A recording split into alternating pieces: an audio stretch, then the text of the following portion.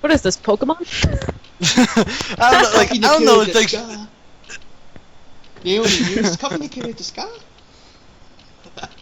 Anyways, when you talk about coffee mavens, you have to talk about Ari Nogami. Ninja, what did you think of Ari? To tell you the truth, I thought, I'm like, damn, she's pretty cute. I could only just say that just because it's like, yeah.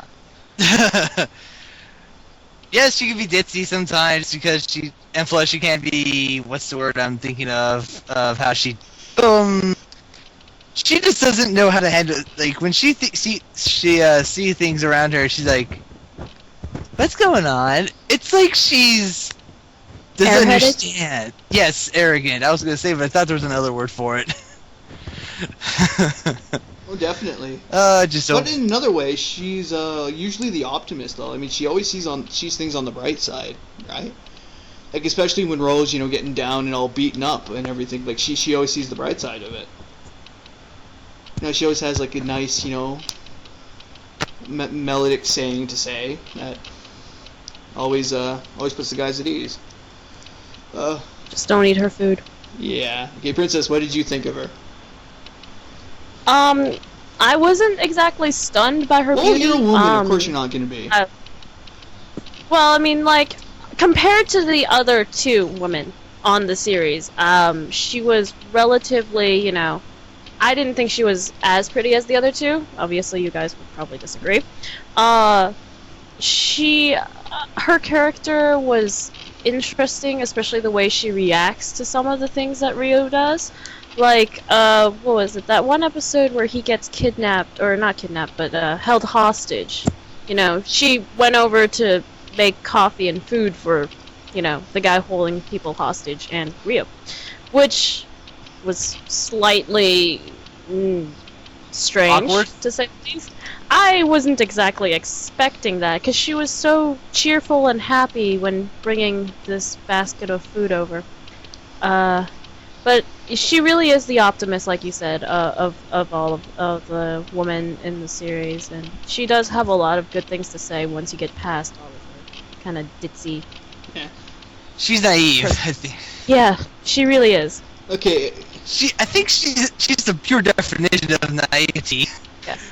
Although I did kind of cry a little bit when, the whole, she was going to marry Yuto kind of thing, and that didn't happen. That was actually... Yeah. That was all... Yeah, it was... That's another dimension to her character, too, is that she has kind of this hidden pain that she can't remember, because as we find out at the end of the series, she became pregnant, right, with the girl who would become Anna, but Yuto had to go back and erase everything, like himself and his daughter, in order to save all of reality, basically. Ari, what did you think of Ari? I agree with Princess here. She's not hot as the other two.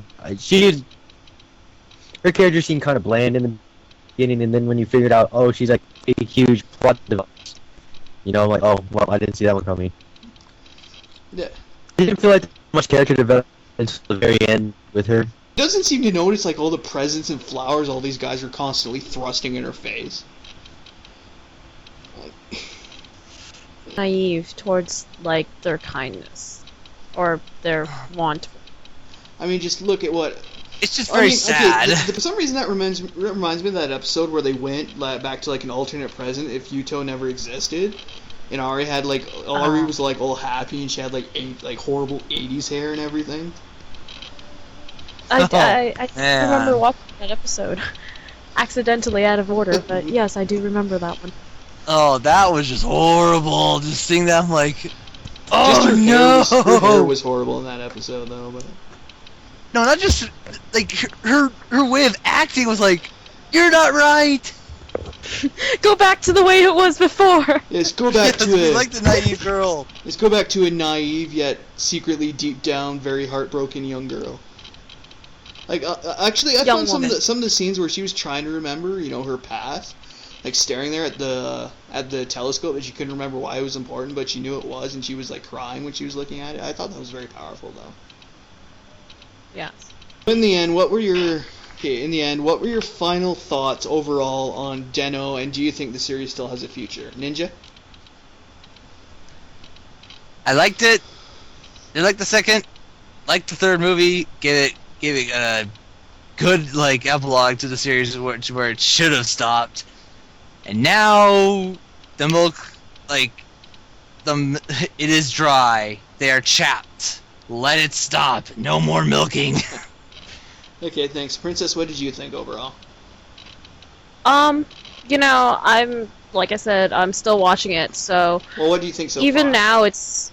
So far, even now when I'm on, like, episode 30-ish, it's getting really, really redundant.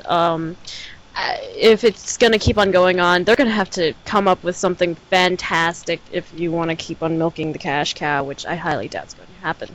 So, enjoyable series if you're like, you don't want to think about anything and just, want to watch something kind of funny to pick your day up, but nothing philosophical going possibility of time traveling happening. That's about it to me. Ikari, your final thoughts. It had to be one of my favorite series because, like what Princess said, you didn't have to think about anything. You just watched it, you laughed at it, and then you moved on with your day. I don't think that it deserves milk anymore. I think it should have stopped. I think it could have skipped making Climax Deka. Ori Tanjo and Sada Den-O would have been just fine. Climax Deka was a waste of a movie to me. I didn't like it that much. And they just need to stop making it. I mean, stop with it. I mean, it's got an anime. It's got crossovers with other animes. It's got 4 movies, a series. It's a little too much. I'm gonna have to agree with you guys. Just let it die a natural death. Well, yeah, I That's will have all to agree we with want. you guys more or less. Like, it is an enjoyable series. It can get a little bit old, especially towards the end. Though it definitely has factors that'll make you want to keep watching. Mainly some of the comedy's pretty good, and overall, the writer designs are really nice, especially with the whole concept of just one writer, but he kind of switches through forms, kind of like Kuga used to do. Schizophrenic. Yeah, but it reminds me of Kuga though. How it was only one writer, but he kept switching to different forms, getting different powers from each one. And kept getting in trouble based off just what Rio Taros did. Oh, poor guy has no luck. Yes. Unfortunately, he truly has the worst luck in the planet. Like, the only example I could ever say. How did your tree and you how did you and your bike get on top of a tree? Well, That's all I can like ask. the example of when he gets hit by like 4 or 5 different types of, sports balls in the span of a minute, and then proceeds to almost get run over by a truck. Yeah, he has no luck. That's just uncommon luck right there. That's not just bad luck. That's just uncommon. No, that's just rare bad luck. Yeah. Oh, poor Ro. Anyways, it's a good series. I definitely enjoyed the lead females in this series, though.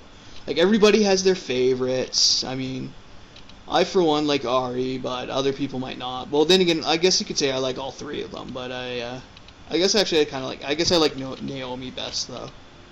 It's because she's so perky. Make up your mind, god damn it. Okay, fine. I like Naomi best, though, because she's so perky, She's very gung-ho, and because she has an extremely tight, revealing outfit, and she has the best ass in Japan. There, I said it. Those are some legit reviews, man. Anyways, thanks for tuning in to this very special edition of our podcast. And next time, on our special edition, we will be reviewing perhaps one of the most liked and most controversial of Rider series.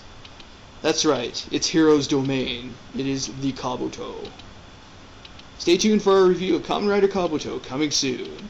Thank you, and from everybody here, good night. Sayonara! Yo. Deuces. See you next time.